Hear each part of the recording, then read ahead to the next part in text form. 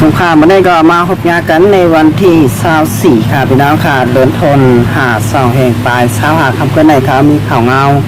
อยู่3หัวข้อข่าวที่1ซึกมาได้ทีเอหลอกกันจำไม่ค่ะตีเบ้งหนองเขียวเมืองสลายซึ่งไปปอดทองหัวข้อข่าวที่2จุ้มซึกยางผดป้อมโฮมเคนเขาพบซิมเหมาตาปางเศร้าของฉีดซึกมันตีแดนดิน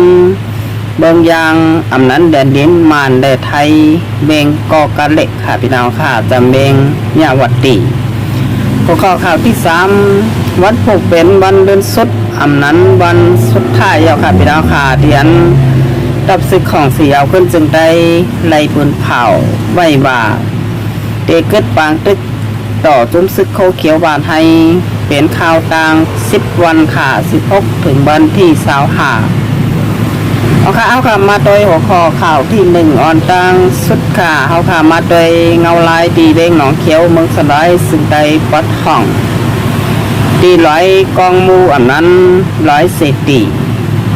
ซึ่งมันเข้าครบซิเมาตะปางเซาเทียเมื่อวันที่21ปนมาค่ะพี่น้องค่ะย้อนซึกมันเขาเจอหลอกลายไฟตึกหลายเมียวค่ะพี่น้องค่ะมาจะเป็นตับกาเฮาเพิ่มมินมิกซาวเก่าเข้าย่ำโลนเข้าปล่อยหมากตับใบดินเข้าหล่อตับปางเซาตับซึก100ทีตี100กองมูอำนั้น100เศษตีไล่ตกซุ่มกว่าบ้านจุ้มซึกไอหม่องมานเขาค่ะพี่น้องค่ะว่าเช่นนั้นไปแล้วว่าพยากรณ์ลงในตับซึก100ทีไม้พงตาพงเจาะเขาตาหมูเฮงเขาจะในลาดว่าโพดตกซุ่มเบ้งหนองเขียวแต่เหมือนว่าจำซุ่มปลาเมืองสนอยซึ่งได้ปัดของยาวแหย้อนว่าเบ้งหนองเขียวนั่นเหมือนเป็นพักดูก็ว่าเหมือนเป็นตังเข่ากว่าหาเวงสีปอกจอกแม่น้ำสั่นมันตรงเกินมือกว่าหาเวงสีปอก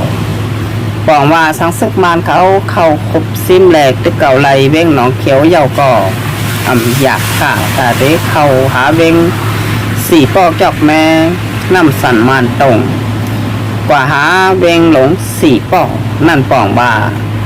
สังซุ่มซึก100ทีเขาไกวเยาก่อซุ่ม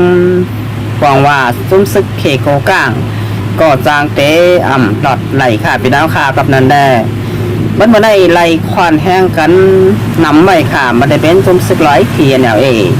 จุ่มซึกธนูตีพีหัวปลาจุ่มซึกเขโกกลางแหล่โบนาหลงFPN44พี่น้องว่าบางช้างอยู่5แค่ซึกหลายปากค่ะพี่น้องค่ะเลยเข้ามาหล่อตาเต้ขุบซิมอขึ้นตะปางเศร้าของทีตี100กองมูซึกมันหมากลงปากเศร้าย่ำล้นก็ปล่อยหมักข้าวแห้งเฮอร์มินอมตะเวียนเฮอร์มินแกะท่าเฮอร์มินมิกซาวเก่าใบ12หลายอันเย่าก็หลายแซนค่ะเฮอร์มินซึกมันมีใบหลายเมียวเข้าย่ำปล่อยหมักจำใบค่ะตี100กองมูเมื่อไหร่พอมีก้อนเมืองในพื้นตีลาดว่าเสียงกองเสียงหมักแตกปั้นนันเอาไว้ย่านจุ้มซึกลอยเขาเข้ามาหล่อตาเต้ขุบซิเมาตะปางเศร้า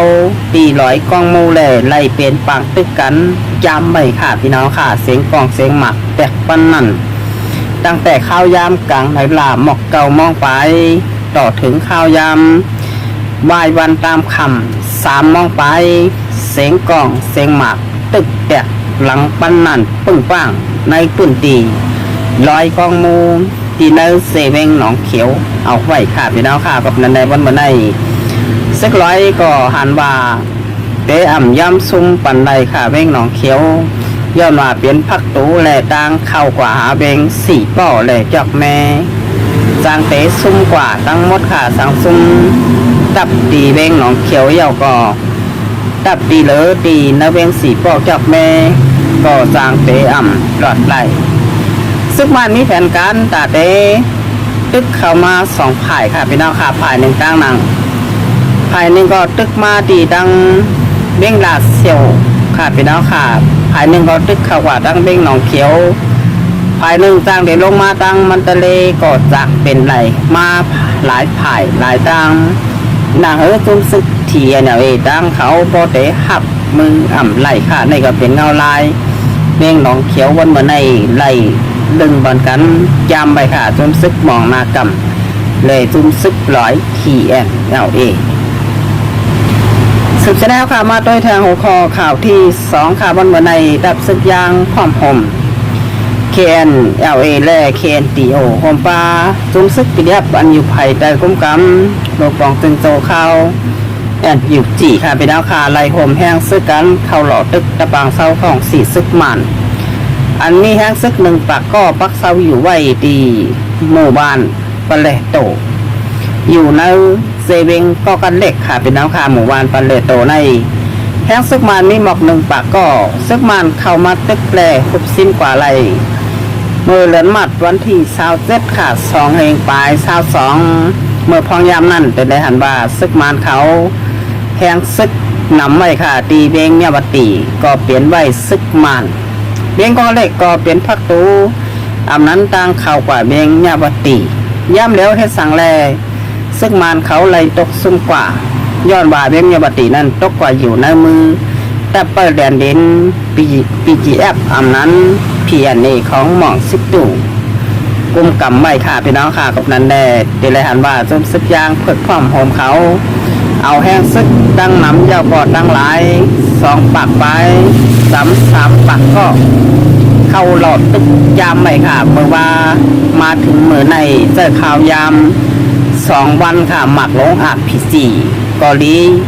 โดนเข่ายำเจอล็อกลายปลายตึกมาได้เป็นโดนมาได้เป็นหมักลงปากเศร้า81มาRPG กองจักรนาปันจมซึกหม่องนากำตีในเวงก็กันเล็กค่ะพี่น้องค่ะที่บ้านปะเลโตอยู่ในเซเวงก็กันเล็ก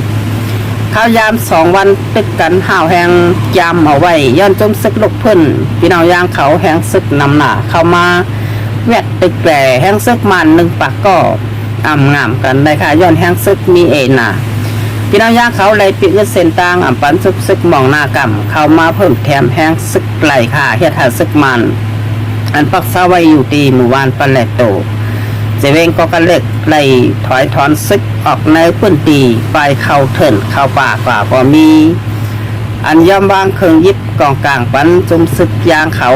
ก็มีไว้30ก็อันไปเข้ากว่าดีในเบิงสึงไทยก็มีค่ะอันโลดได้หมัดก็นำไว้ค่ะดีในพื้นตีหมู่บ้านปะเลโตพี่น้องยางเขาคุบซิมไหลตะปางเศร้าของสิทธิซึกมันเย้าหยาเขขาดีงาม